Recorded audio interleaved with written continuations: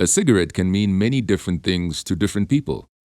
But have you ever wondered where your cigarette comes from, or how it is made, or why it costs what it costs?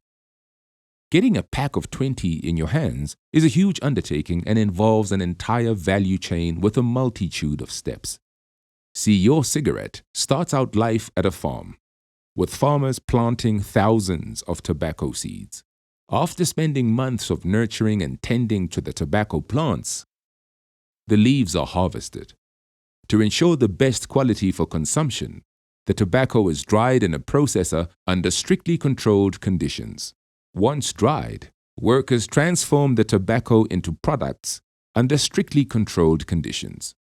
That's finally where your cigarette makes its way to the shelf and is then sold to people over 18, under strictly controlled conditions. Well, at least that's how legal cigarettes are produced and sold. There are also some cigarettes that aren't produced and sold legally. These illicit cigarettes are quite different in a whole range of ways. For starters, it's difficult to know who plants the tobacco seeds and how the crops are nurtured. It's also not clear where the tobacco is grown and who ends up harvesting the crops. There is also a great deal of uncertainty around how the tobacco is dried and under what conditions, or how and where the actual cigarettes are made and by who. All these factors contribute to the nature and quality of the product we consume. There is also the matter of taxes. See, taxes make up the bulk of the cost of a packet of cigarettes, almost 55% to 60% in fact. And people who sell cheap cigarettes are only able to do so because they are not paying tax. This means that money is leaving the public and leaving the country, and worse yet, it's leaving the system to support unregulated and potentially harmful tobacco practices.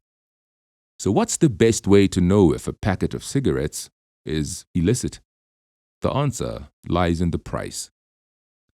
Just the cost of the taxes on a packet of 20 amounts to 21 Rand 60. That covers excise duty and VAT, but it doesn't include anything else, like the tobacco, the processing, or the manufacturing.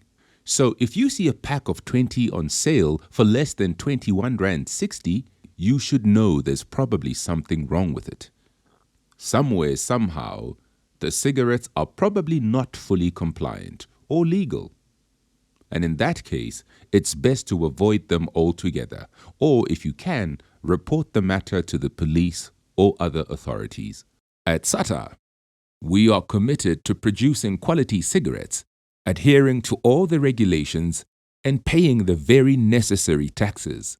Buying a pack of 20 for less than the minimum collectible tax of 21 Rand 60 means supporting illicit trade and in the process stealing taxes, putting tobacco farmers, processors, and manufacturers out of work, undermining the economy, and supporting the wrong people. Let's buy legal and protect the legal tobacco industry. That's why we say, know what you smoke. It's all in the price.